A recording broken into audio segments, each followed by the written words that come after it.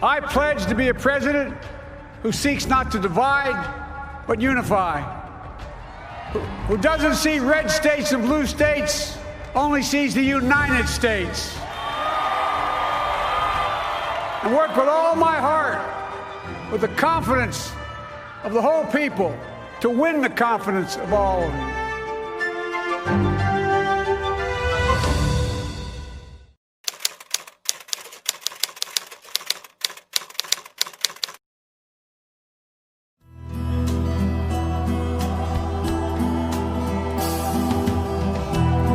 Insya Allah. Pengumuman yang kedua, insya Allah pesawat kami akan mendarat tiba di Bandara Cengkareng hari Selasa tanggal 10 November tahun 2020 jam 9 pagi waktu Jakarta di Terminal 3. Di Terminal 3 Bandara Cengkareng. Insya Allah.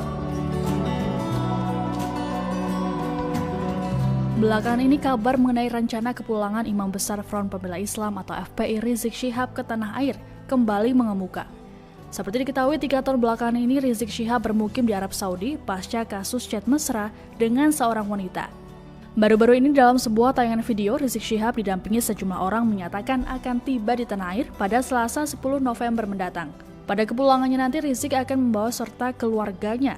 Mereka dijadwalkan akan berangkat dari Arab Saudi pada 9 November malam waktu setempat. Dalam video tersebut, Rizik juga menunjukkan paspor beserta tiket pesawat yang ia beli sendiri. Sebelumnya, pihak FPI berulang kali mengumumkan soal kepulangan Rizik Syihab ke Indonesia. Namun, ternyata pengumuman tersebut tak pernah terbukti. Beragam alasan pun dilontarkan mengenai batalnya kepulangan Rizik Syihab. Kami telah merangkum sejumlah fakta terkait dengan kepulangan pimpinan FPI ini. Kabar kepulangan Rizik Syihab tak hanya mencuat kali ini saja.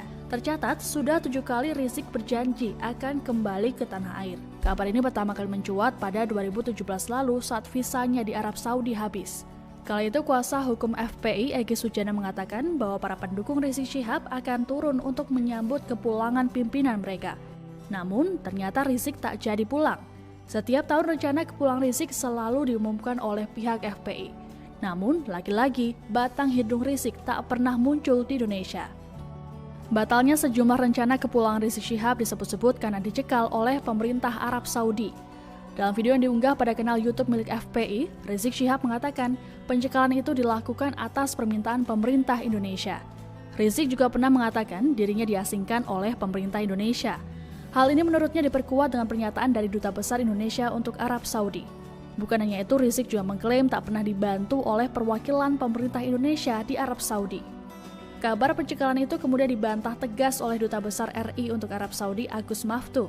Agus mengatakan selama ini Rizik Syihab tak pernah menghubungi ataupun datang ke KBRI Arab Saudi di Riyadh ataupun KJRI di Jeddah untuk meminta bantuan. Padahal jarak KBRI Riyadh dan KJRI Jeddah pun tak terlalu jauh. Selain itu, menurutnya kasus Rizik juga tak pernah masuk prioritas KBRI di Riyadh. Agus mengatakan KBRI lebih memprioritaskan kasus-kasus high profile case atau HPC atau kasus-kasus yang berkaitan dengan hukuman mati dan nyawa. Polemik kepulangan Rizik Syihab juga turut ditanggapi oleh Menko Polhukam Mahfud MD. Pada tanggal 27 November tahun lalu, menanggapi pernyataan Rizik Syihab soal pencekalan, Mahfud mengatakan sudah melakukan pengecekan.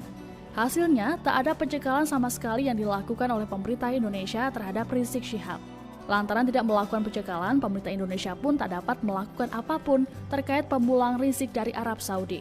Sementara itu, terkait kabar kepulangan Rizik pada 10 November mendatang, Mahfud mengatakan tak ada masalah. Ia juga mengingatkan agar para pendukung Rizik Syihab untuk tidak membuat keributan saat proses penjemputan. Di samping itu, Mahfud mengimbau agar massa tetap mematuhi protokol kesehatan untuk mencegah penyebaran COVID-19. Batalnya kepulangan Rizik Syihab selama ini disebut oleh Mahfud MD karena adanya permasalahan dengan otoritas Arab Saudi. Di sisi lain, Mahfud menegaskan bahwa pemerintah Indonesia selama ini tak pernah berupaya menghalangi Rizik ke Indonesia. Saat ini kasus yang membelit Rizik disebut Mahfud sudah selesai. Sementara itu, Kabid Humas Polda Metro Jaya Kombes Pol Yusri Yunus mengatakan tak ada pengamanan khusus terkait kepulangan Rizik Syihab. Yusri mengatakan polisi hanya akan mengatur jalannya arus lalu lintas untuk mengantisipasi massa yang akan menjemput. Terkait dengan massa yang diperkirakan akan melakukan penjemputan, Kepala Biro Penerangan Masyarakat Humas Polri, Brigjen Pol Awi Setiono mengimbau agar tertib. Awi mengingatkan agar proses penjemputan tidak mengganggu ketertiban umum. Hal ini mengingat Bandara Soekarno-Hatta merupakan tempat pelayanan publik yang tak hanya melayani masyarakat domestik, tapi juga internasional. Awi pun menuturkan pihaknya akan melakukan pengamanan jika dibutuhkan, tergantung situasi di lapangan nanti. Sementara menyangkut status perkara yang menyeret nama Rizik, Awi mengaku sedang berkoordinasi dengan penyidik untuk mendapat informasi lebih lanjut. Hingga kini kepulangan Rizik Syihab masih dinantikan oleh sejumlah pihak, utamanya para pengikutnya. Kita tunggu apakah rencana kepulangannya kali ini benar-benar terlaksana. Terima kasih sudah nonton. Jangan lupa like, subscribe, dan share ya.